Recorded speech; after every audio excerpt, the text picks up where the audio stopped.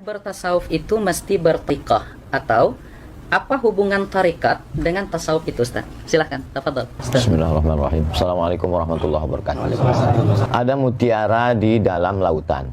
Mutiara itu berada di dalam kerang, terang benderang. Tidak mungkin bisa mengambil mutiara itu kalau tidak naik sampan. Sampannya itu adalah syariat. Lalu kemudian dia mesti berenang. Berenangnya itu adalah tariqat.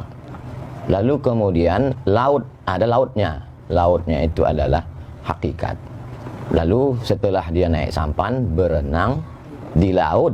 Kalau berenang di darat, itu buaya darat. Masuk dia ke laut itu, tenggelam dia, basah dia, nampaknya mutiara itu didapatkannya. Maka itulah dia ma'rifat. Tentu dengan proses yang panjang. Ketika Al-Ghazali, Abu Hamid ditanya, apa itu ma'rifat? Kata Imam Al-Ghazali, nurun yaqdhifullahu fi qalbi abdih. Cahaya yang ditembakkan Allah, dipancarkan ke dalam hati seorang hamba. Buah daripada riyadhahnya, buah daripada melawan hawa nafsunya yang zahir dan yang batin. Itulah dia. Lalu kemudian, apapun nama kapalnya, ada kapalnya kebetulan dinakhodai oleh Syah Al-Imam Bahauddin Naqsyabandi. Maka kapal itu namanya kapal Naqsyabandiyah. Kebetulan nakhodanya namanya Al-Imam Abdul Hasan Asy-Syadzili. Nama kapalnya Syadziliyah. Kebetulan nama nakhodanya Al-Imam Abdullah Asy-Syattari.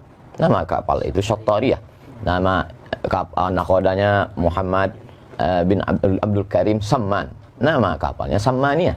Semua kapal-kapal ini berada di lautan La ilaha illallah Muhammadur Rasulullah. Maka insya Allah akan sampai. Jadi yang tidak sampai, yang tidak melewati jalan, atau dia bersikut-sikutan di jalan itu, maka itu yang tidak sampai. Makanya ketika para masyayikh itu bertemu, maka mereka bertemu karena memang diawali dari, kalau kata Al-Imam Syekhul Islam Zakaria Al-Ansari, kata dia ini adalah ilmun, suatu ilmu yu'rafu bihi. Dengan ilmu ini bisa diketahui ahwali tazkiyatin nafs. Setelah tazkiyatin nafs, tasfiyatil akhlaq. Setelah itu ta'miriz zahir wal batin. Puncaknya adalah linailis sa'adatil abadiyah. Jadi kalau ada orang mengatakan saya tidak bertarekat, langsung saja kita tanya nama dia. Nama kau siapa? Nama saya, kebetulan dia orang Melayu, Atan misalnya. Berarti dia sudah membuat namanya tarekat Ataniyah. Dia membuat jalan sendiri. Kalau saya tak sanggup, saya membuat jalan. Maka dalam akidah saya ikuti jalan Al-Imam Abdul Hasan Al-Asy'ari. Dalam masalah fiqih saya ikuti jalan Al-Imam Muhammad bin Idris Asy-Syafi'i. Dalam masalah tasfiyatil qalb saya ikuti jalan Al-Imam Bahauddin An-Naqsyabandi. Lebih selamat. Wallahu a'lam. Terima kasih Prof. Abdul Somad atas analogi yang luar biasa tentang tariqah, hakikah dan ma'rifat tadi. Sekarang kita kepada Abuya Dr. Ar-Razi Hasyim, masih turunan tentang pertanyaan tadi. Jadi jika begitu Buya, jadi tariqah itu sesungguhnya apa? Lalu yang kedua, di dalam tariqah itu ada istilah yang kita dengar, yang jamak kita ketahui, yaitu istilah suluk. Nah, kemudian selanjutnya kita juga mendengar ada bai'at terhadap tariqah tertentu. Nah, ini bagaimana sesungguhnya Buya? Dipersilakan. Izin Syekh Abdul Somad. Betul. Ada kata suluk ya, ada bai'at, tariqah. Ada tariqah. Tadi sudah sangat gamblang disebutkan tariqah itu jalan. Jadi kalau bahasa saya sederhana, mau jadi dokter tapi nggak kuliah, bisa nggak? Nggak bisa. Nggak bisa. Mau usul kepada Allah tapi tidak bertariqah. Nah, dalam tariqah itu seperti tadi Syekh Abdul Somad mengatakan ada renangnya, ada cara berlayarnya. Cara itu disebut metodologi. Metodologi itu kemudian diturunkan dalam bentuk suluk. Kemarin masih ingat kita waktu duha kemarin baca kitab Tartibus Suluk.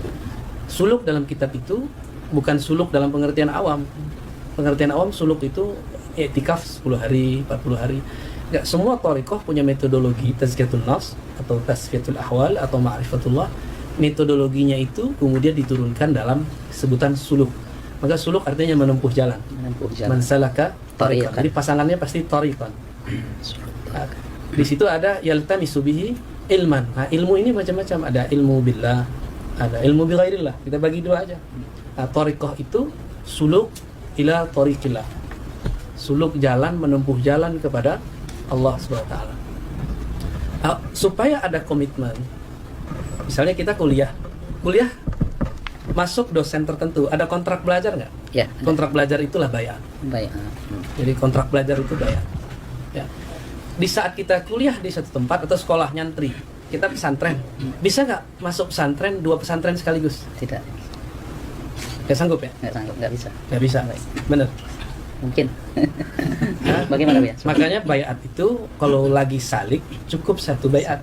Tapi kalau antum sudah mursyid boleh banyak bayat. Baik. Ya, jadi bayat itu secara harfiah artinya ngambil sumpah setia mau jadi murid seorang syekh. Bayat ini tidak akan bermanfaat kalau tidak ada mahabbah kepada syekh itu. Zikir yang 40 kali jadi ramah rasanya. Tapi kalau sudah mahabbah, maka zikir 70.000 pun terasa sebentar. Itu yang dimaksud oleh Sidi Abul Hasan Asy-Syadzili, syekhuka man la yut'ibuka. Gurumu, ya, syekhuka man la yut'ibuka. Gurumu yang jika mengajarmu, menyuruh kamu berwirid, tidak membuat kamu terbebani. Jadi kalau kita disuruh wirid 100 kali pagi sore pun dah terbebani, itu bukan mursyid kita, berarti enggak jodoh. Bukan berarti makom dia bukan sampai makom mursyid, kitanya enggak mahabbah sama orang itu. Maka untuk suluk supaya tidak keluar-keluar, tidak balik-balik, perlu ada bay'ah. Namun dalam pemahaman saya sekarang, bay'at itu kan hakikatnya kepada Nabi, khulafa, ya, kemudian terakhir nanti Imam Mahdi. Maka sekarang itu bay'at thariqat itu intinya sebenarnya adalah at-talqin, ngambil talqin, ngambil kurikulum zikir. Jadi bukan bay'at dalam pengertian bay'at sia-sia, ya, bukan bay'at pemerintahan. Maka boleh dibatalkan, boleh. Antum kalau mau ganti guru silakan. Boleh saya tuh Bu ya? Boleh nggak ganti sekolah? Pindah sekolah boleh? Sekolah boleh ya? Boleh pindah kampus? Boleh. Sama, pindah guru itu sama kayak pindah kampus. Terakhir, kurikulumnya sama. Misalnya Syekh Abdul Somad Naqsyabandi. Syekh terus apa nih? Lagi. Syadzili. Ta'addu dia. Syadziliyah ya? Syadzili. Oke. Di Thariqah ini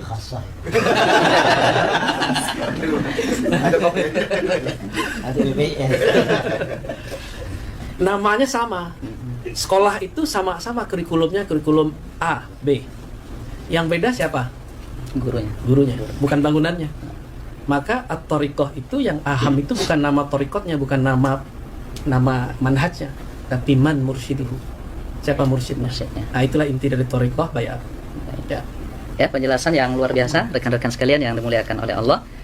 Kita tambah lagi dan semakin kesini semakin menarik. Ya, saya ingin ke Profesor Ustadz Abdul Somad lagi. Jadi jika demikian adanya tentang thariqah, tentang suluk dan lain sebagainya, ini mengapa Ustadz di dalam setiap thariqah itu zikirnya berbeda-beda dan mengapa ditalkinkan? Silakan Ustadz. Saya dengan Al-Mukarram Dr. Zulhendri Rais berjumpa dengan Syekh Muwaffaq Mursyid Syadziliyah yang juga muhaddis karena banyak ijazah hadis, murid dari Syekh Badruddin Al-Hasani. Syekh, kenapa amalan zikir ini, tarekat ini berbeda? Ini kok berbeda? Kata beliau, seorang mursyid Syekh mengambil dari sunnah, dari hadis. Makanya kalau dilihat aurat zikir-zikir mereka itu, kalau dicari nanti di dalam kutubus sunan tetap ketemu. Yang sebagiannya ilham. Tentu zikir kan ada ma'surat, ada ghair ma'sur. Lalu kemudian mana yang menurut dia paling mudah untuk muridnya, atau setelah istigharah dia, atau ilham yang dia peroleh, itulah yang dia susun, dia ajarkan kepada murid-muridnya. Jadi dalam hal ini saya mengutip saja, menukil. Karena saya tidak alim dalam bidang itu, lebih aslam, lebih selamat mengutip. Jadi wirid dalam tarikat ini begini, dalam tarikat ini begini. Ini dalam hal bacaan, dalam hal jumlah dan selainnya. Adapun tentang jalan zikir, dalam hal ini dari pertanyaan-pertanyaan saya ada beberapa perbedaan. Saya tanya kepada Syekh ini tentang jalan zikir. Yang saya maksud jalan zikir itu jalan dia di dalam badan ini waktu berzikir itu. Kata Syekh ini zikirnya dari Nabi, jalannya itu dari Syekh, dia dapat ilham. Kata Syekh yang satu. Kata Syekh yang satu enggak. Zikirnya dengan jalannya sekalian dari Nabi Sallallahu Alaihi Wasallam. Saya tidak. Yang penting kita biasanya dengan mursyid ini kal mayyit baina man yaghsiluhu, seperti mayat yang dimandikan. Maka tidak terlalu penting tentang itu Karena dia beramal tujuannya adalah dengan ridho itu dia sampai kepada ridho Allah. Jangan beramal untuk meminta sesuatu, tapi beramallah untuk mencari ridho Allah. Karena kalau kau beramal mencari ridho Allah, Allah akan berikan kepada engkau segala sesuatu. Nah, itu yang membuat mereka tidak terlalu mempermasalahkan itu. Saya pun mungkin ketika menanyakan itu mungkin sudah su'ul adab dengan Syekh. Ini apakah zikirnya dengan jalannya, atau zikirnya dari Nabi, jalannya dari Syekh? Apa tadi pertanyaan kedua? Saking banyaknya pertanyaan. Kemudian kenapa ditalkinkan? Kenapa mesti ditalkinkan? Kalau ada orang mempermasalahkan, Abdul Somad sudah talqin tarekat, maka dia sudah bid'ah. Kalau begitu, Anda juga melakukan bid'ah. Karena baca Quran itu dengan talqin. Laqana yulaqqinu. Mulaqin, si syekh, kita mulaqan. Laqinu mautakum, talqinkanlah orang yang mau mati, la ilaha illallah. Guru mentalqinkan, la ilaha illallah, kata mulut dia. Jalannya begini, kata dia.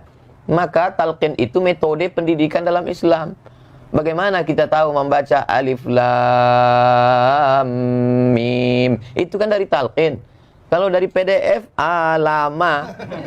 Alam nasrah dengan alif lam mim sama tulisannya. Syekh Muhammad Mutawalli Sya'rawi pertama tahfiz Quran kan gitu, dikomplainnya gurunya. Tunjukkannya. Ini alif lam mim. Kenapa di sini bacanya alam? Kenapa di sini alif lam mim? Itu tahu lewat talqin. Belajar hadis pun melalui talqin. Jadi kalau ada orang mempermasalahkan talqin dalam zikir, maka bermasalahlah semua ilmu kita ini. Jadi talaqi, musyafahah itu adalah nama lain dari talqin. Hadis, akidah, kita ini rata-rata kita bertalqin ke guru kita. Maka siapa yang tak bertalqin berarti dia dapat dari mana? Dari buku. Tahammul wal ada, level yang paling rendah adalah wijadah. Wijadah ketemu. Ketemu di mana? Ketemu di buku, walaupun itu diakui. Tapi dia tetap mesti bersambung. Dalam hal zikir, dia tidak sekedar ilmu, tapi di sana ada mauhibah, di sana ada barokah, di sana ada faid, limpahan. Limpahan-limpahan dari tuan-tuan guru, itulah yang kita harapkan. Maka dengan duduk ini mudah-mudahan kita semua mendapatkan limpahan faidul barakah dari Kiai Idrus Ramli, dari Buya Ar-Razi Hashim. Tapi yang paling banyak mengharapkan ini pasti barokah dari Kiai Idrus Ramli. Termasuk Buya Ar-Razi pun ingin mendapat. Wallahu a'lam. Terima kasih Prof. Abdul Somad ya yang sudah menjelaskan dengan begitu gamblang ya tentang sebegitu indahnya. Jadi apa yang disampaikan oleh Ustaz Abdul Somad dengan Buya Ar-Razi Hashim dengan Kiai Idrus Ramli tadi, sesungguhnya apa yang kita tanyakan dengan seluruh jawaban mereka tadi menampakkan keindahan pilar ketiga di dalam ajaran agama kita itu, yaitu tentang ihsan. Nah, kalau begitu Kiai, saya ingin ke Kiai Idrus Ramli lagi. Mengapa ada stigma miring terhadap tasawuf, atau banyak yang menyesatkan tasawuf ini Kiai, dan bahkan dengan tegas mereka katakan sufi itu zindik, kemudian sufi ini adalah orang-orang yang tidak terikat dengan Al-Quran dan Sunnah, dan mereka adalah ahlul bid'ah. Ini mengapa ada stigma dan kesan seperti itu Kiai? Silahkan Kiai. Ya, terima kasih ya. Stigma sebagian orang bahwa tasawuf itu sesat, itu kebanyakan karena mereka tidak tahu. Jadi kata Imam Ghazali dalam kitab Yahya, sering beliau sampaikan, an-nasu a'da'u ma jahilu. Manusia biasanya memusuhi apa yang mereka tidak tahu. Coba mereka tahu, tidak akan begitu. Seperti misalnya juga, seperti sebagian orang-orang ya, orang-orang yang tidak suka tasawuf, bilang bahwa ajaran-ajaran tasawuf itu bertentangan dengan Al-Quran dan Sunnah. Padahal orang sufi itu paling rajin baca Quran. Paling rajin baca. Syaratnya sufi harus rajin baca Quran, rajin zikir, rajin sholat. Itu kan dari Al-Quran Sunnah semua. Kemudian juga masalah bertentangan dengan Sunnah. Dan ilmu tasawuf seperti disampaikan oleh Imam Junaid Al-Baghdadi. Ahlus Sunnah ini imam mazhabnya dalam tasawuf Junaid bin Muhammad Al-Baghdadi. Imam Junaid Al-Baghdadi mengatakan ilmuna hadza muqayyadun bil kitab was sunnah. Ilmu kita ini diukur, dipagari, dibatasi, diatur dengan Al-Qur'an dan Sunnah. Bahkan ya kata dari artinya apa? Seorang ulama sufi, seorang mursyid itu harus ahli tafsir, harus ahli hadis. Kalau tidak ahli tafsir, tidak ahli hadis, maka gak bisa menjadi teladan dalam ilmu tasawuf. Itu kata Imam Al-Junaid Al-Baghdadi. Dan para ulama sufi ini dasar-dasarnya kembali pada Al-Quran, pada Alkitab dan Sunnah, lebih dari itu. Karenanya kalau kita membaca biografi para ulama sufi atau biografi para ulama ahli hadis lah, ada kitab biografi ahli hadis seperti kitab Tazkiratul Huffaz karangan Imam Az-Zahabi. Biasanya kalau pakar-pakar hadis, dokter hadis seperti Tuan Guru Ustaz Abdul Somad, Tuan Guru UZR ya, ini tahu kalau kitab-kitab itu. Tahu ini dokternya hadis Pak, bukan? Hadas. Akidah. Dokternya di akidah. Ya Bu ya. Akidah ya? Di akidah. Saya kira ahli hadis ya. Hadisnya di Darus Sunnah ya. Yang Akbar. Yang berjumpa. Itu banyak kita jumpai para ahli hadis terkemuka itu justru ulama sufi. Baik. Sahih. Banyak para hufat ya. Jadi level tertinggi dalam ilmu hadis itu biasanya kan yang mendapat gelar hafiz, hufat lah. Yang level tertinggi kalau di sekolah mungkin S3, dokternya tuh hafid-hafid itu. Nah, itu yang sufi itu banyak sekali. Ada misalnya kita kalau baca kitab sering Rawahu Abu Nu'aim. Abu Nu'aim ini orangnya sufi dan beliau menulis biografi para ulama sufi dengan metode ahli hadis yang berjudul kitab Hilyatul Auliya. Hilyatul Auliya. Kitab Hilyah ini bisa dikatakan kitab tasawuf, bisa dikatakan kitab hadis. Bagi muhadis cocok karena memang standarnya mulai dari sanad-sanad, kemudian dari manhaj yang disampaikan itu ahli hadis. Dikatakan kitab tasawuf cocok juga karena dari awal memang pembelaan terhadap ajaran tasawuf. Jadi kitab Hilyatul Auliya. Atau misalnya siapa lagi ya yang ahli hadis seperti Ibnul Arabi, itu juga ahli hadis tapi sufi ahli hadis. Dan masih banyak yang muhaddis yang sufi, yang perawi kitab Sahih Muslim. Sahih Muslim ini sanadnya sampai kepada kita itu melalui ruwat yang sufi. Sufi. Gak ada yang selain sufi. Kalau ilmu tasawuf dibatalkan, Habis semua itu. riwayatan kita terhadap kutubus sittah ini Habis semua putus. itu. Karena ulama sufi memang yang mengemban itu. Kemudian lagi ya, ada yang mengatakan bahwa di kalangan tasawuf itu ada kelompok zindik. Yang zindik itu mungkin itu yang disebut dengan dakhil, oknum. Jadi dia sebenarnya bukan betul-betul sufi, tetapi tasawuf dijadikan kedok untuk menyebarkan kezindikannya. Nah, untuk oknum-oknum seperti ini bukan hanya di kalangan sufi, di kalangan ahli hadis ada juga. Makanya di kitab-kitab mustalah hadis ya, ada hadis-hadis palsu ahdatsat uzzanadiqah yang dibikin-bikin oleh orang-orang zindik. Dan ini nggak bisa kelompok zindik yang membuat hadis-hadis palsu lalu kita jadikan stempel untuk merusak semua ahli hadis misalnya. Loh, ahli hadisnya ternyata zindik, padahal ya cuma oknum. Oknum itu ya di mana-mana. Di mana-mana ada di ya. kalangan ahli kalam yang zindik ya juga ada, kalangan ahli hadis ya ada, hatta di kalangan fuqaha yang punya pendapat syad itu juga ada, di mana-mana ada memang.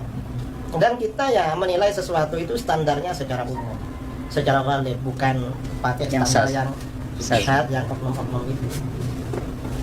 Saya kira itu ya. Kalau masalah thariqah, sebenarnya kita semua ini berthariqah. Saya kalau thariqah dalam istilah ini tasawuf, thariqahnya secara tabarruk syadili. Tapi kalau thariqatul hayah, thariqah kehidupan saya seperti dari guru-guru saya selalu menyampaikan thariqatuna at-ta'allum wa ta'lim. Thariqah saya ini belajar dan mengajar. Ada guru-guru mau ngajar kita dengar. Ada orang-orang mau belajar sama kita, ya kita ajari. Itu thariqah kita memang. Baik, terima kasih Kiai Idrus Ramli atas penjelasan yang begitu luar biasa. Saya akan ke Buya Ar-Razi Hashim. Jadi turunan dari ajaran tariqah itu Buya. Dan kita sering diserang di sini. Dan anehnya lagi saya lihat, yang saya perhatikan, mereka juga sesungguhnya ini persoalan robitoh. Jadi ada yang menyerang kita dalam persoalan robitoh, tetapi sesungguhnya mereka berrobitoh.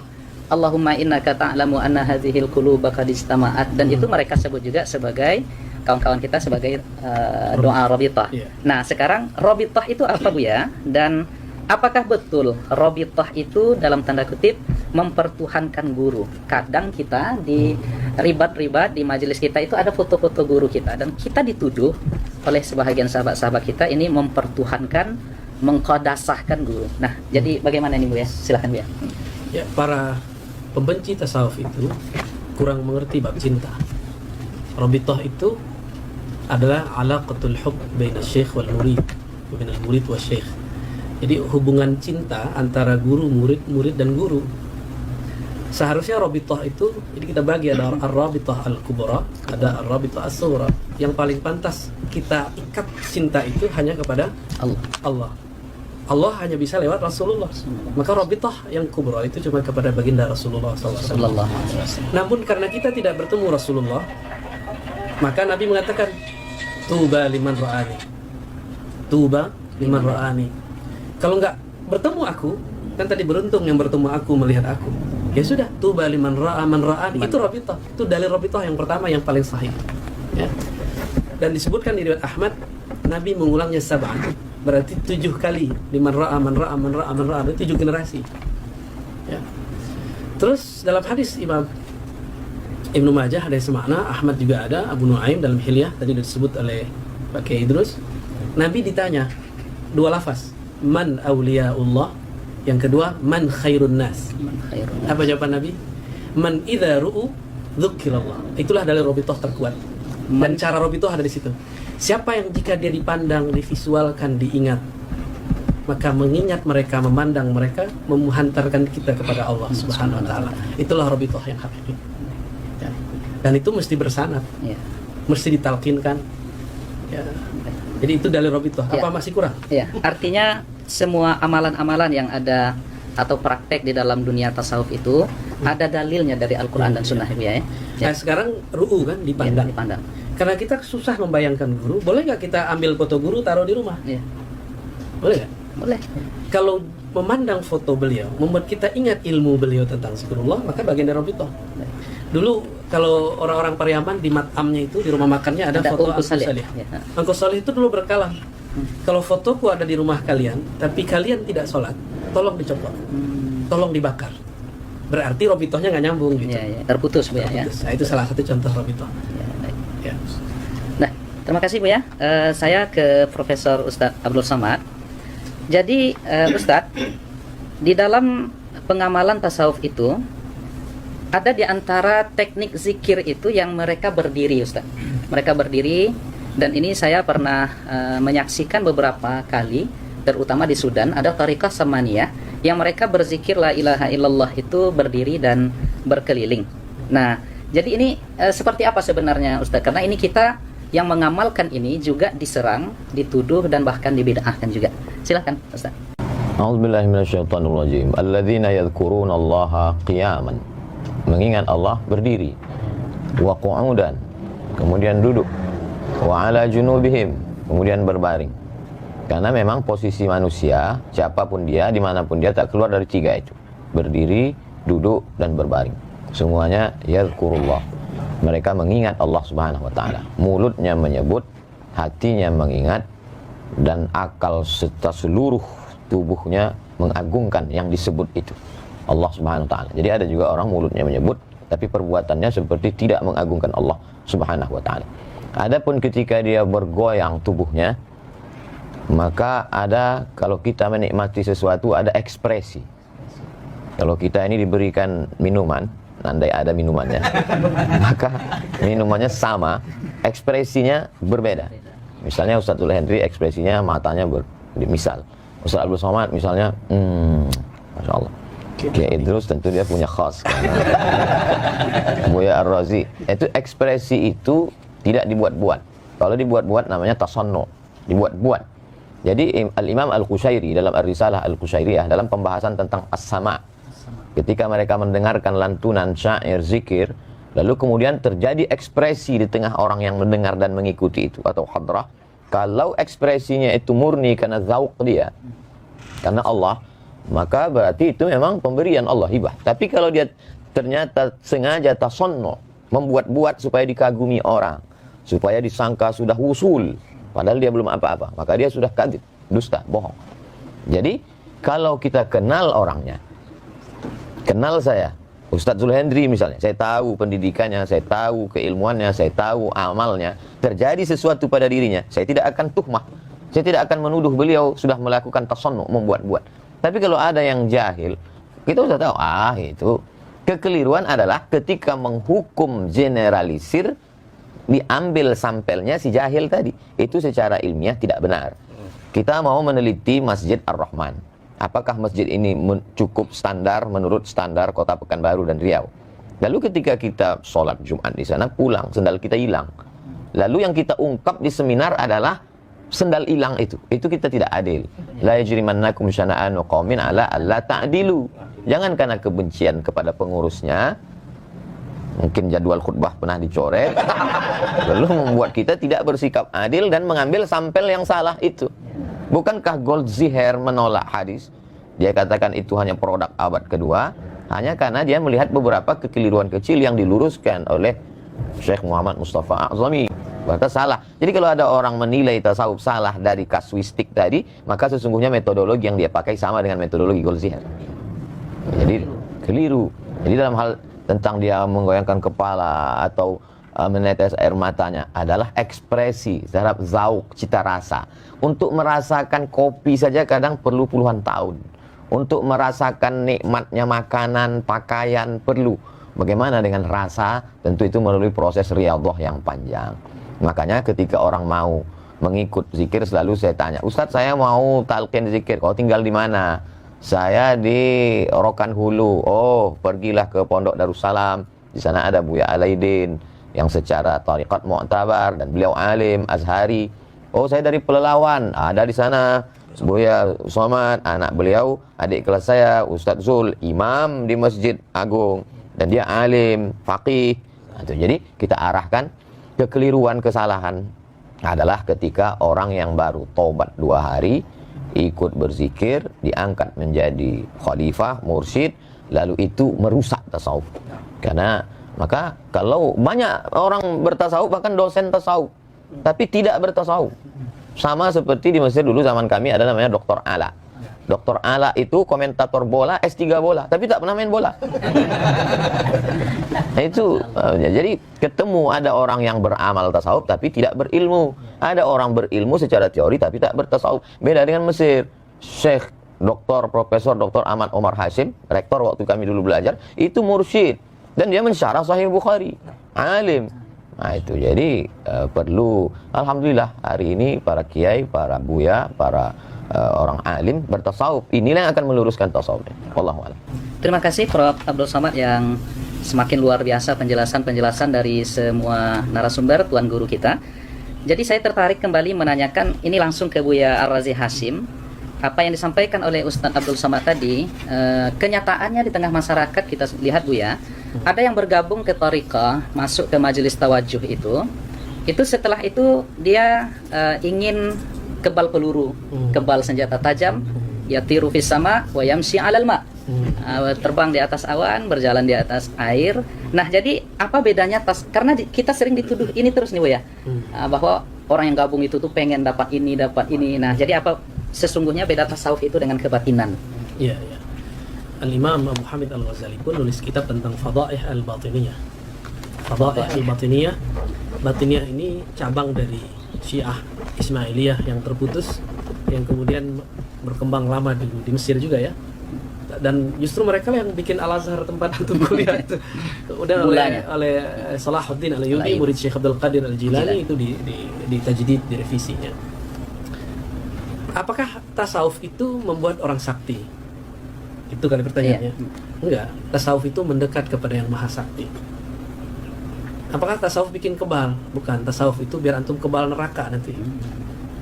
Ketika ada hadis Bismillahirrahmanirrahim, ya, itu hadis kan dipakai kan untuk silat, debus. Itu boleh minta burhan namanya, minta bukti. Ya Allah, kalau memang betul doa ini tembus ke badan, maka tidak ada lagi mudarat langit dan bumi. Tapi jangan sering-sering. Maka lakukan sesekali aja kayak Nabi Ibrahim. Lihat tumainna qalbi. Boleh sesekali. Itu mau diajarin. Belum makamnya, Bu ya. Bukan orang SMA aja bisa, masa dokter ya? bisa. Ya, berarti kurang yakin kalau sama anak SMA ya. Belum berani. Ini Baik. kurang berani, kurang sujaah. Itu biar kayak Idrus. Jadi at-tasawuf itu at-taqarrub ilallah, yang maha sakti, mendekatkan diri kepada yang maha sakti, bukan menjadi sakti. Karena iblis itu sakti, tapi nggak dekat kepada Allah. Ini nggak ada urusan kita Ya, mau nggak ada yatiru alal hawa. Kalau itu hawa, burung setiap hari terbang. Ya. Apakah dia sakti? Ya. Apakah dia jadi sufi? Tidak juga ya. Ya, yang jalan di atas air emang ada. Itu kungfu aja, kungfu Baik. hustle. Ya. Jadi beda antara tasawuf dengan kebatinan. Beda, ya, Bu ya. beda. Baik. Nah, lalu saya ingin ke Kiai Idrus. Dari itu Kiai, kita juga sering dituduh dan dikatakan bahwa tasawuf dan orang-orang thariqah itu, atau mungkin tasawuf itu berasal dari ajaran Syiah. Dan ini ya beredar di media sosial, di ceramah-ceramah beberapa ustaz. Nah, ini bagaimana nih Kiai, silakan. Memang ada kelompok-kelompok yang sering menuduh kita seperti tasawuf katanya dari Syiah, lalu maulid juga awalnya dari Syiah. Ya itu ya hanya tuduhan saja. Dan Syiah juga suka mengklaim. Syiah juga mengklaim bahwa semua disiplin keilmuan dalam Islam yang mengawali dulu Syiah. Usul fikih katanya pertama kali dari Imam Ja'far Shadiq. Terus tafsir ya juga begitu. Semuanya dari Syiah. Nggak ada sama sekali selain Syiah. Padahal dalam sejarah peradaban Islam, Syiah itu selalu tertinggal dari mazhab-mazhab yang ada di dalam Sunni, misalnya mazhabul arba'ah. Contoh ya, kita kembali pada tafsir Al-Quran. Setelah mazhabul arba'ah, Hanafi, Maliki, Syafi'i, Hambali, masing-masing punya disiplin kitab ahkamul Quran. Beberapa ratus tahun kemudian Syiah baru ngarang. Lambat peradabannya, tapi ya Syiah mengklaim. Dan ini kelompok yang nggak suka dengan kita anti Syiah sebenarnya. Kadang percaya sama Syiah. Anti Syiah, tetapi berita dari Syiah mereka terima gitu. Mereka terima. Ya, karena mengapa? Ya karena mereka agak suka aja sama kita sebenarnya. Itu aja. Jadi dibilang dari Syiah. Ada lagi yang lebih parah dari itu. Tasawuf itu katanya dari Yahudi. Ada yang bilang tasawuf itu katanya dari Hindu, dari mana? Itu lebih parah lagi, tuduhan-tuduhan seperti itu. Padahal ya enggak. Coba kita baca di Muqaddimah Hilyatul Auliya. Hilyatul Auliya, Imam Abu Nu'aim menulis kitab Hilyatul Auliya itu kan untuk menjelaskan kalau tasawuf itu tidak identik dengan kebatinan.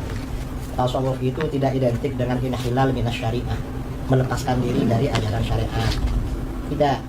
Tasawuf itu tidak identik dengan aliran-aliran di luar Ahlus Sunnah, tidak. Karenanya beliau menjelaskan di dalam kitab Hilyatul Auliya itu. Jadi kalau itu dibilang dari Syiah ya Tidak tepat. tidak tepat sama sekali. Dan semuanya memang Syiahnya mengakui, lalu yang ini percaya. Percaya aja. Padahal ya tasawuf ini ya dari Islam itu sendiri, dari Al-Quran, dari hadis. Kalau kita mempelajari tasawuf, misalnya kitab Ihya karangan Imam Al-Ghazali. Kitab Ihya ini kajian utama di pondok-pondok, termasuk kurikulum wajib. Kalau tidak mengajarkan kitab Ihya berarti pondoknya nakis. Karena itu syaratnya pondok itu harus ada kitab Ihya. Coba baca di kitab Ihya. Hampir semua bab di kitab Ihya itu dalilnya qala Allah Ta'ala. Lalu setelah itu wa amal ahadits. Setelah itu amal athar. Enggak ada pernyataan misalnya qala Syiah. Enggak ada begitu. Atau qala al-Batiniyah. Qala al-Hunud, orang Hindu. Enggak ada begitu. Semuanya Al-Qur'an hadis. Kalau kita pelajari itu di kitab Ihya itu sangat lengkap. Tidak perlu membuka syarah. Jadi hanya lengkap sekali. Semua persoalan dalilnya Al-Quran, Sunnah. hadis, asar ulama salaf. Ada semua. Saya dari tadi disuruh jawab tuduhan-tuduhan terus.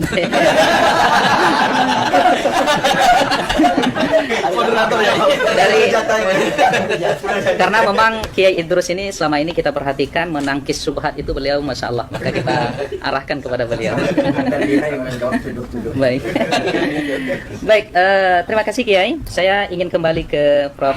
Ustadz Abdul Somad, sebagaimana yang diuraikan di awal oleh Kiai Idrus Ramli tadi, tariqatuna hadhihi muqayyadatun bil kitabi was sunnah. Jadi tidak ada di dalam pengamalan tasawuf, di dalam kehidupan orang-orang sufi itu yang inhilal minas syariah, yang melenceng dari aturan syariah. Nah, sekarang kita dituduh Ustadz, ya, katanya seorang sufi apabila telah yakin sampai makrifat, ya itu bahasa mereka, itu diperbolehkan meninggalkan kewajiban-kewajiban syariat. Apa benar begitu, Ustaz? Mohon pencerahan. Ada seorang wali Allah, dia punya murid-murid. Murid itu pun diambil dari bahasa tasawuf. Arada yuridu, murid, orang yang punya keinginan yang kuat. Begitulah kuatnya pengaruh tasawuf di Indonesia. Sampai yang tidak ikut tasawuf pun disebut juga murid. Jadi bagi yang tidak suka tasawuf itu susah sekali. Nanti di sekolahnya tidak boleh pakai murid. Bid'ah. Nah itu. Lalu kemudian murid-murid ini dia bawa ke majelis yang dikatakan wali tadi. Dia sedang berada di dalam masjid, sedang berzikir.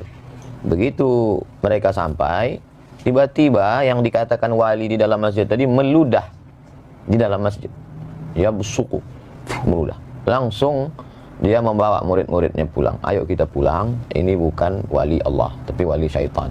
Kenapa? Karena mukhalafat, meludah dalam masjid itu bertentangan dengan sunnah. Itu disebutkan Imam Al-Qushairi yang kita baca Ramadan tahun lalu. Jadi betapa mereka berpegang kepada sunnah. Kemudian ada satu kitab yang ditahqiq oleh Syekh Abdul Halim Mahmud. Dia dianggap sebagai sufi modern, menjabat Syekhul Azhar, dapat gelar doktor dari Sorbonne, Perancis. Dosen pembimbingnya Louis Massignon, Louis Massignon tulisannya. Dalam kitab itu dia bercerita tentang ungkapan-ungkapan mereka. Idza ra'aitar rajul, kalau kau lihat ada orang yatiru fil hawa, terbang di atas awan, yamshi 'alal ma, berjalan di atas air, la taghtar, jangan tertipu, tapi pandanglah bagaimana istiqomahnya dia dengan syariat. Lalu kemudian kalau engkau masuk ke dalam hutan, sampai di dalam hutan itu tiba-tiba burung-burung yang di atas pokok kayu itu mengucapkan salam. Assalamu alayka ya Abdus Somad. Maka pandanglah hatimu. Kalau dalam hatimu ada rasa bangga, oh akulah wali Allah, berarti kau sedang tertipu, maghrur. Tapi lihatlah, kalau dalam hatimu ada rasa khasyah, khauf, takut kepada Allah, berarti itu memang datang. Jadi fenomenanya boleh sama, tapi efeknya terhadap diri. Jadi dia lebih banyak melihat dirinya, lebih banyak melihat ke dalam. Tuba liman syaghalahu aibuhu an uyubin nas. Lalu kemudian bagaimana seseorang itu berpegang kepada ikatannya. Ikatannya itu adalah Al-Quran dan Sunnah. Kenapa mereka itu sanad terjaga sampai hari ini? Karena mereka mengikat dirinya dengan Quran, Sunnah, dan orang yang mengamalkan Quran dan Sunnah itu. Orang-orang tasawuf takzimnya ke guru luar biasa. Saya perhatikan mereka sebelum majelis. Kalau kita kan baca Fatihah li jami'il mu'minin wal mu'minat muslimin wal muslimat al ahya'i minhum wal amwat min masyariqil ardi ila magharibiha. Selesai satu Fatihah. Kalau kita tengok mursyid-mursyid itu, untuk syekh ini satu Fatihah, untuk syekh ini. Maka mereka ingat nama silsilah itu. Kenapa mereka mudah mengingat sanad itu? Karena dikiriminya Fatihah satu-satu. Karena dia ingat susunannya, urutannya, dan mereka itulah yang menjaga sanad itu. Itu salah satu bukti mereka berpegang dengan Quran dan Sunnah, dan juga orang-orang yang mengamalkan Quran dan Sunnah itu. Wallahu a'lam bishawab. Terima kasih Prof. Puas yang sudah menguraikan kepada kita dengan uraian yang juga sungguh luar biasa. Kemudian saya ingin langsung ke Buya Ar-Razi dulu, ya, karena kita lihat kajian-kajian Buya Ar-Razi ini banyak mengokohkan pilar yang ketiga ini tentang tasawuf, tentang kerohanian. Jadi sesungguhnya Buya, jika ada 3 pilar ini, apakah seorang muslim itu wajib bertasawuf? Mau jawab langsung, Pak? Jawab muter-muter. Langsung Buya. Muter dulu dikit nggak apa-apa.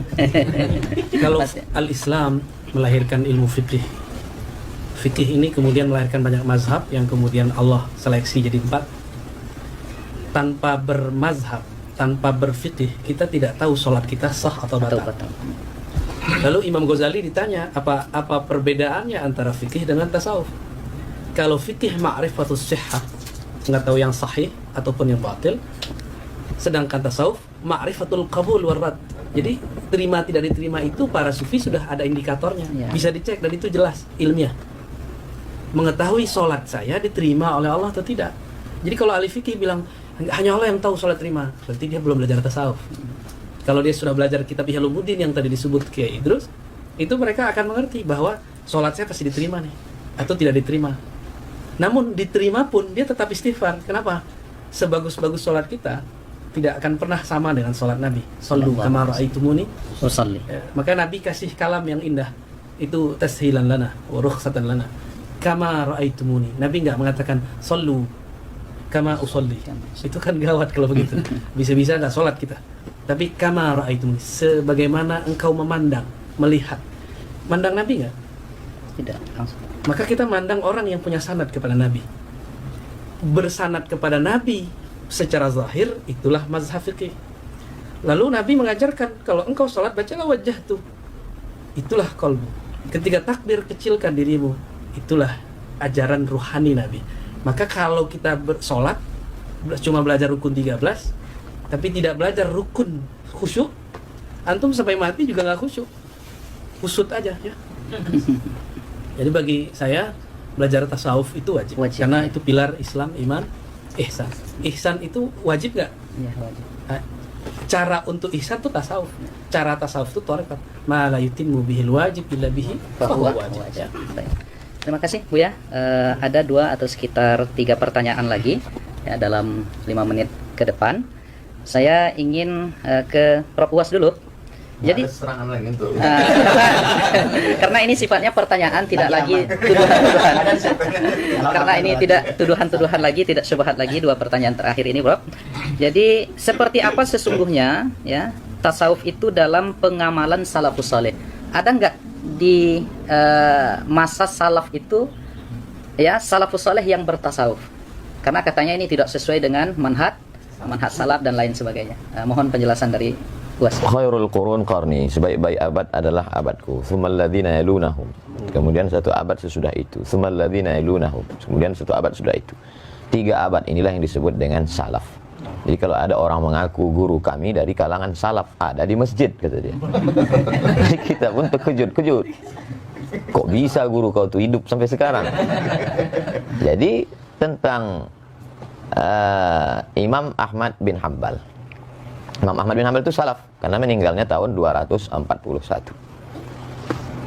Datanglah seorang perempuan bertanya ke Imam Ahmad bin Hanbal, apa hukumnya menjual kain tenun?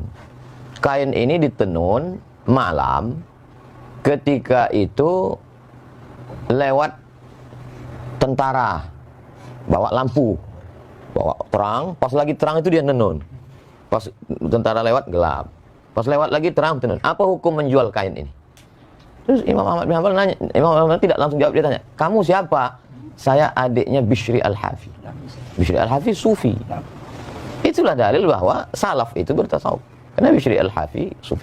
Kata Imam Ahmad bin Hanbal, inilah warak yang tinggi, karena orang hanya menjaga dari yang haram. Kalau sekedar lampu, apalah bahayanya. Tapi dia takut itu menjadi hijab antara dia dengan Allah Subhanahu wa taala. Lalu kemudian imam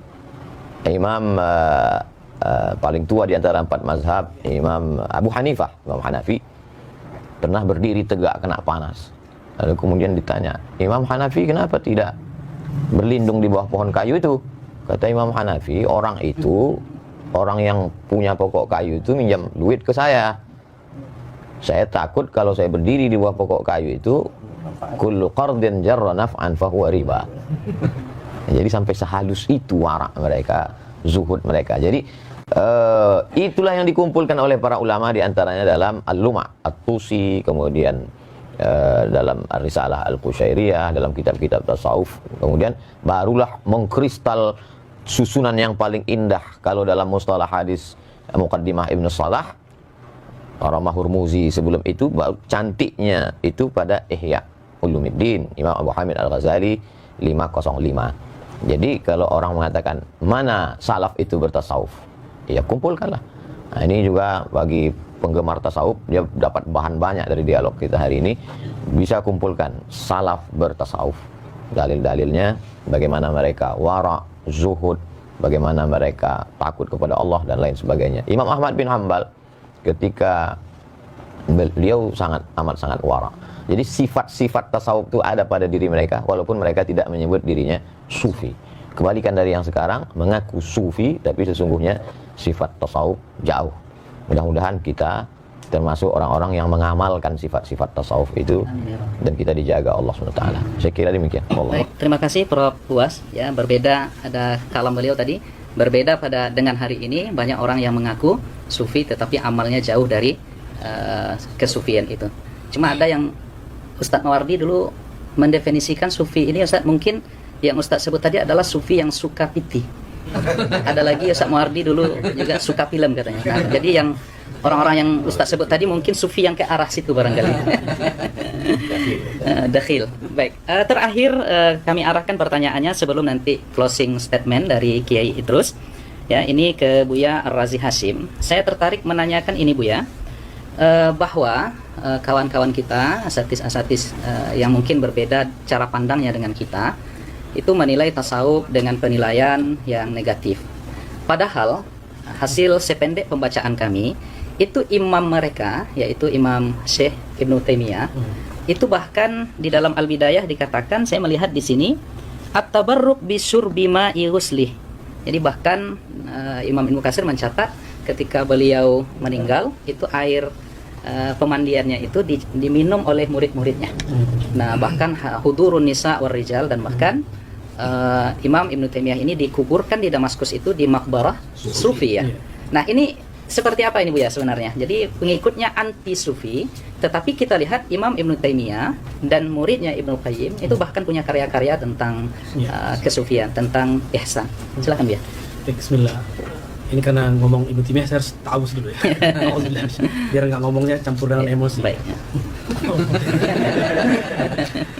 Syekh Ibnu Taimiyah awalnya adalah asyadun nas ya, i'tidaan ala as-sufi wa sufiyah. Adalah orang yang paling keras menyerang tasawuf, tapi niat dia baik. Dia punya definisi tasawuf itu sendiri. Bagi dia sufi itu seperti yang dikatakan Imam Junaid tadi, muqayyadun bil kitab wa sunnah. Tapi itu persepsi dia. Maka dia seranglah Al-Bakri, dia seranglah Ibn Arabi, hatta Ghazali nggak selamat dari dia. Hatta Al-Qushairi itu pun dihantam. Yang paling lucu yang dari kalangan Hanabilah yang menulis kitab Manazilus Sa'irin, Al-Imam Al-Harawi, yang gelarnya juga Syekhul Islam, itu juga dikritisi oleh dia. Jadi Ibnu Taimiyah ini memang jiwa-jiwanya kalau sama orang Asy'ariyah sekarang ya ini jiwa rudutnya tinggi ya. Sehingga kalamnya betul-betul sangat fasih. Kata Az-Zahabi, jika dia yarud ala syai' ka'anna kulla kitabin baina 'ainaihi. Seakan semua kitab yang dia serang itu udah hafal semua. Cerdas secara ibarah ya. Jadi dia cerdas secara memorize, bukan cerdas secara analyze. Ya. Ibn Taimiyah tahun 709 itu pernah berdialog dengan Al-Imam Arif Billah bin Athaillah Iskandari. Kita pernah bahas itu kemarin ya. Di situ terjadi dialog. Sebenarnya Ibn Athaillah sedang yunsih, ya, memberikan nasihat yang tulus kepadanya. Tapi dipahami oleh Zahabi Ibnu Katsir sebagai syadidan ala Syekhul Islam, orang yang keras kepada Syekhul Islam. Emang begitu. Jadi dari dulu antum kalau mau menjawab tuduhan salafi dianggap kita memfitnah. Kalau kita mengkritisi mereka itu dianggap apa? Nyebarin syubhat ya. Menjadi syubhat yang menyambar-nyambar. Syekh Ibnu Taimiyah ini diabadikan sanad thariqatnya oleh Syekh Muhammad Hafiz At-Tijani dalam beberapa makalah sanad ya. Oh, jadi beliau ini punya sanad thariqat. Dan itu ke Sidi Abdul Qadir Jilani. Jarak beliau dengan Al-Imam Ibn Tijani, Abdul Qadir Jilani. Abdul Jilani itu cuma 2 orang. Beliau berguru kepada, seingat saya namanya Abu Muhammad, kemudian dari Ibn Qudamah langsung daripada Syekh Abdul Qadir Jilani. Jadi Ibn Qudamah itu datang dengan Ibnu Jauzi ke Baghdad 40 hari sebelum wafat Syekh Abdul Qadir Jilani. Hari ke-40 dia wafat, suluk mereka selesai. 40 hari mereka 40. Maka Imam Ibnu Jauzi mengerti isi Ihya. Ibnu Qudamah pun kemudian menulis tentang bab Tazkiyatun Nufus dalam beberapa risalahnya ya. Ibn Taimiyah nyambung kepada Syekh Abdul Qadir Jilani. Maka dalam Majmu' Fatawa ada 2 jilid, beliau menyebut Syekh Abdul Qadir dengan Sidi Syekh. Terjemahannya apa? Tuan guru. Dan itu istilah tasawuf ya, Tuan Syekh. Ya, Tuan Syekh Abdul Qadir Jilani dan ada Abuya. Sidi. Ada tambahan belakangnya, Qaddasallahu sirra. Dan yang paling ajib dalam Madarijus Salikin yang 1 jilid tebal itu, Ibnu Qayyim yang menulis memori dia dengan Ibnu Taimiyah dalam syarah-syarahnya, Begitu juga Al-Wabilus Thayyib, dia menyebut Ibnu Taimiyah dengan qaddasallahu Sirra. sirra. Berarti dia sudah mentakdis gurunya sebagai seorang wali, karena qaddasallahu sirra itu cuma wali. Mursyidnya belum boleh. Iya. Kalau belum wali ya. Kalau antum wali murid. Jadi Ibnu Taimiyah fi awakhir umri kana yamil ila tasawuf bal yadfa anhu. Jadi beliau di akhir hayatnya memang sudah cenderung bertasawuf karena sudah tidak boleh lagi nulis, tidak boleh lagi berfatwa, dan beliau yakhtimul Quran fi shalah. Jadi khatam Qurannya dalam salat. Ada subuh zikir nggak berhenti dan itu cuma amalan sufi. Jadi akhir hayatnya beliau asli bertasawuf. Jadi intinya Ibnu Taimiyah tidak anti tasawuf, dia cuma ingin membersihkan tasawuf versi dia. Lalu mengapa murid-muridnya sampai hari ini pengikut metodologi beliau itu anti dan sangat keras itu Bu ya? Kira-kira apa itu latar belakangnya kira-kira? Li'annahum ma indahum isnad ya. Karena mereka nggak punya sanad. Kalau orang nggak punya sanad fikrah, sanad ijazah, sanad tarbiyah. Mereka nggak punya sanad tarbiyah. Sanad ijazahnya nggak punya kan? Sanad tarbiyah ini paling mahal. Mereka nggak punya sanad tarbiyah sehingga tidak ada yang ngerekam torikotnya Ibnu Taimiyah. Ketika dikabarkan oleh para masyayikh, Ibnu Qayyim nulis Madarijus Salikin, itu Muhammad Hisan itu mentahzir kitab Ar-Ruh. Jangan dibaca kitab ini. Al-Adawi meragukan karya Madarijus Salikin. Usah baca kitab ini. Jadi mereka sendiri kurang ajar sama imamnya. Apalagi sama kita. Apalagi sama orang-orang di samping saya. Jadi ini terakhir ya.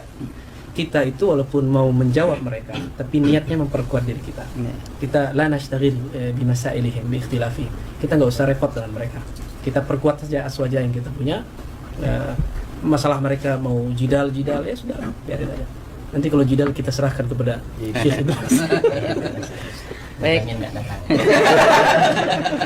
Baik, terima kasih Buya Razi Hashim ya dengan segala informasi berharga yang beliau sampaikan kepada kita tentang sisi lain dari Al-Imam atau Syekh Ibnu Taimiyah. Kita masih menyebutnya imam, kita masih menyebutnya syekh sebagaimana disampaikan oleh Buya tadi.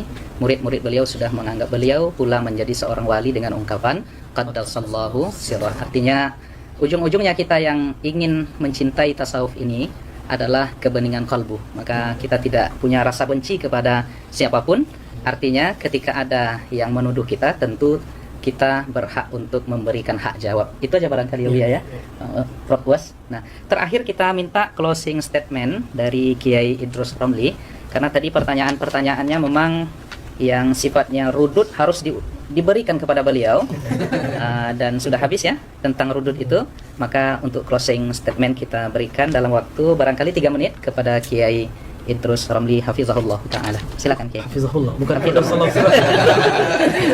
Hafizahullah taala. Mahdilahu min Wahabi. Sengaja tadi disebut itu mau memancing Kiai. Apa komentar? Silakan Kiai, tafadhol. Terima kasih ya. Jadi saudara-saudara kaum muslimin dimanapun Anda berada, dari tadi kita menikmati sajian tentang ilmu tasawuf yang disampaikan oleh ini dua tuan guru yang sangat viral sekarang ini. Setelah saya gitu.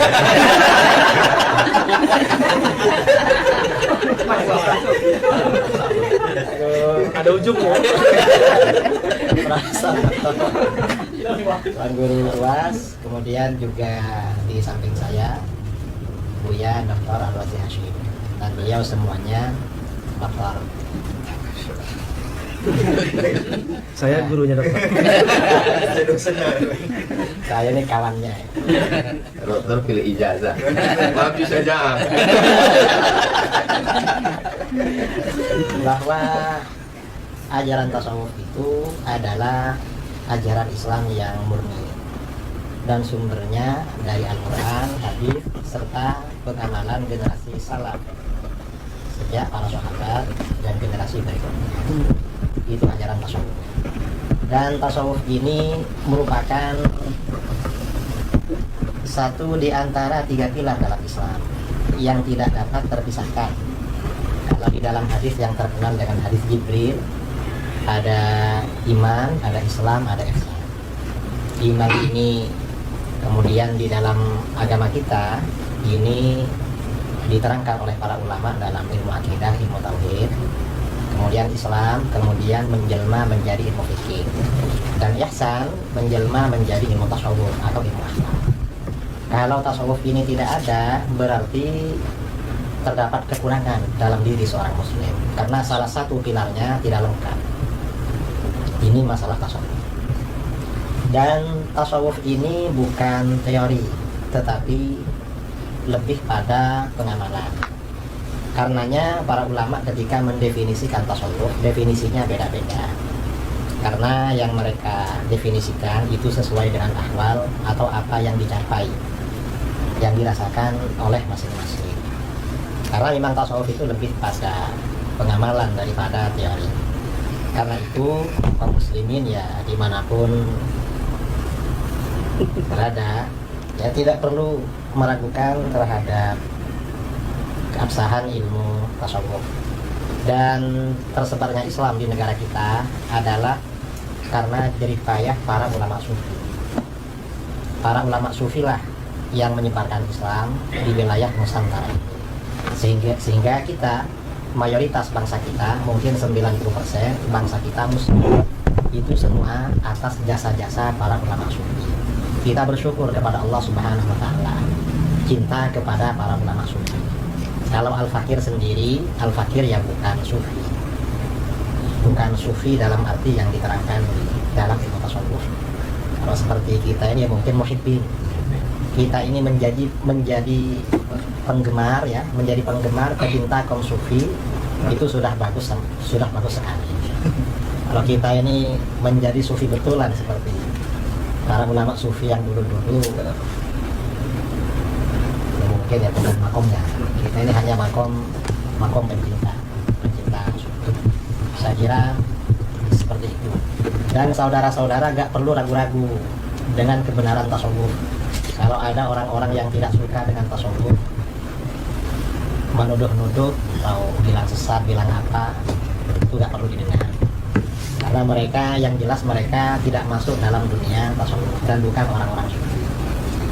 Saya kira itu dari saya, mungkin mewakili dari 3 narasumber, saya dan 2 kawan ini ya, termasuk mewakili diri sendiri. Idrus dilawan. Saya kira itu dari saya. Kurang lebihnya mohon maaf. Assalamualaikum warahmatullahi Waalaikumsalam warahmatullahi wabarakatuh. Masya Allah, rekan-rekan sekalian, para asatis, para hadirin hadirat yang dimuliakan oleh Allah, keterangan-keterangan, penjelasan dan uraian yang disampaikan oleh ketiga pendekar aswaja ini luar biasa. Saya tidak akan menyimpulkan apapun yang mereka sampaikan, tetapi sebagai penutup dari moderator, saya teringat dan diingatkan oleh beberapa kawan tadi. Dulu ada 3 orang Asy'ariyah sezaman. Yang pertama namanya adalah Al-Imam Ibnul Baqillani. Itu gelarnya digelari pada masa itu dengan Bahrun Mawrik, ya. Beliau ini ibarat lautan yang menenggelamkan. Kemudian ada Al-Imam Abu Bakar Ibnu Fawrak, ya. Ini gelar beliau adalah Sallun Mitrak, ya. Pedang pemukul besi. Jadi luar biasa hujah-hujah beliau sezaman dengan Imam Ibnul Baqillani. Dan ada lagi disebut oleh Imam Nawawi, beliau ini adalah Al-Ustadz Abu Ishaq Al-Isfirayini. Nah, ini gelar beliau adalah Narun Tuhrik, ya, api pembakar. Nah, sekarang agaknya kita boleh memberikan gelar kepada ketiga asatidz kita di sini, ya, rekan-rekan yang setuju, ya. Yang pertama kepada Buya Ar-Razi Hashim kita gelari dengan Barqun Lami', ya. Barqun Lami', kilat yang menyilaukan. Kemudian kilat yang menyilaukan, insyaallah dengan ilmu dan ruhani beliau. Kemudian kepada Yai Idrus, karena beliau biasanya garang, ya, untuk merudut segala, ya, mengkonter segala pemahaman-pemahaman yang keliru, kita gelari sebagai Asadun Qami', yaitu singa pemberangus. Karena beliau punya saja'ah, ya.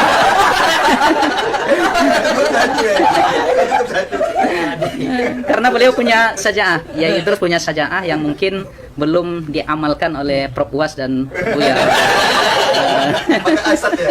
Maka cocok kita sebut sebagai Asadun Qami'. Kemudian terakhir kepada Uwas kita berikan gelar Saifun Qati', pedang tajam. Luar biasa ya anekdot para alim ulama kita ini yang ya sesungguhnya bercanda tetapi ada hikmah-hikmah yang luar biasa dari jawaban-jawaban mereka. Kita bermohon kepada Allah Subhanahu wa taala, semoga Allah kumpulkan kita dengan Sayyiduna Muhammad sallallahu alaihi wasallam di surganya dan diberikan nikmatnya pandangan kepada Allah Subhanahu wa taala kelak di surga, kita mendapatkan ridha darinya. Dan tentunya kita yang berkumpul di sini dan siapapun yang melihat video ini mudah-mudahan diberikan kasih sayang oleh Allah Subhanahu wa taala, dan kita ungkapkan ya kepada mereka dan kepada yang hadir semuanya bahwa kita mencintai mereka karena Allah Subhanahu wa taala. Demikian acara kita, diskusi kita pada pagi ini yang mengumpulkan 3 pendekar aswaja, yang mudah-mudahan ini memberikan pemahaman yang baik kepada seluruh yang mendengarkan. Dan banyak maaf dari kami yang membawa acara ini. Kita tutup dengan doa kafaratul majelis. Subhanallahumma wa bihamdika asyhadu an la ilaha illa anta astaghfiruka wa atubu ilaik. Wa barakallahu fikum. Semoga Allah jaga kita semuanya. Wassalamualaikum warahmatullahi taala wabarakatuh.